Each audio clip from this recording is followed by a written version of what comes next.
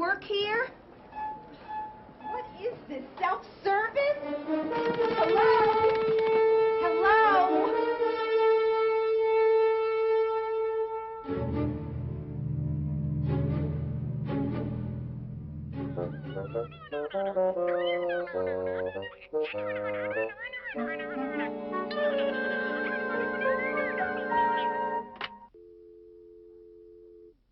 Hello, I'm Jay Taylor, and I'm here to help you deal more effectively with angry customers. Now, we all know that it's customers who keep your company in business, and your job is to satisfy as many as you possibly can because, well, let's face it, keeping customers is just as important as getting them. Angry customers can be internal or external, face-to-face or over the telephone. The way you deal with them is the same. So, how do you deal with angry customers?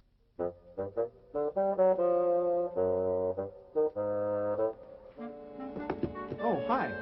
Sorry to keep you waiting. My name is Paul. How may I help you? I don't know. You tell me. I am Mrs. Decker. I bought these shoes last week to wear to my daughter's wedding. This morning I tried them on, and before I could walk to the mirror, the heel broke. Now, the wedding is Saturday.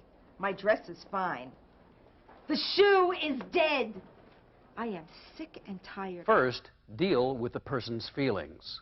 Apologize that the situation occurred. Mrs. Decker, could we come over here and discuss this, please?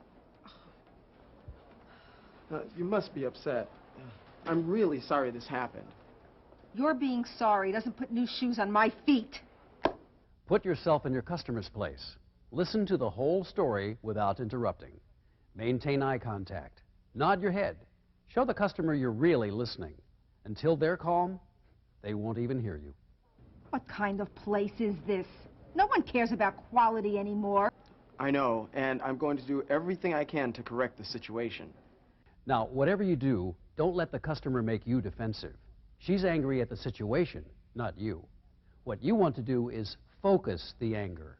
Ask questions. Questions help control the dialogue and get you the information you'll need later on to solve the problem. It just makes me furious. I'd be too, Mrs. Decker, and I'm sure we can work it out. Do you mind if I ask you a few questions? Hurry up, the wedding is Saturday. This'll just take a minute. Now, when did you buy the shoes? By any chance, do you have the receipt? Tuesday, and yes. Oh, I see you bought these on sale. That's true. But so what? They're still no good. You can't sell customers lousy shoes just because they're on sale. I'm tired of this. All right. You've gotten a dialogue started. You understand the customer's feelings. Now, reflect those feelings back to the customer. Give feedback. You know, I can just imagine how frustrating this must be. I mean, with all you have to do to get ready for your daughter's wedding, you certainly don't want to have to go around returning shoes. I do have one or two more things to do. Now, summarize the facts, just to be sure you've understood them correctly. You bought these shoes on Tuesday. You tried them on for the first time today. They broke, and you need them by the end of the week, and since they're a sale item, you're worried about their being returnable. Well, they're certainly not wearable. Let's just take a moment to see where we are. You have dealt with the customer's feelings. You've apologized that the situation occurred, empathized, you've asked questions, you've given feedback, and you've summarized the situation. Now it's time to deal with the customer's problem. Step number 1, find out exactly what the customer wants you to do. I want you to give me my money back. Of course, sometimes you can't do exactly what your customer wants. If that's the case, then you should explain what you can do, suggest alternate solutions, and then try to reach agreement. Mrs. Decker, I wish we could give you a cash refund, but since the shoes were purchased on sale, we can't do that. But here's what we can do. We can exchange them for another pair, we can give you a credit slip, or we can repair them for you at no expense. Now, that might be your best way to go since you need the shoes for the wedding. Which would you prefer? Can you repair them today? So we can send them out on a rush for you. We'll have them back the day after tomorrow, which should be plenty of time for you. Paul's doing the right thing here. He's sharing information with the customer about his procedures. This helps him get agreement on a course of action. All right.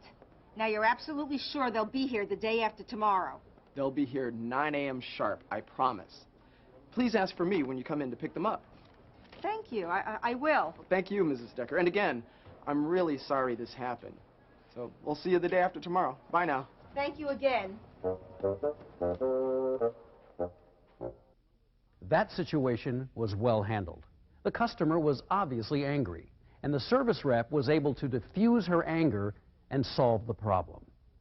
But what about those times when your customer is internal, someone you work with, at the next desk, or in the next department?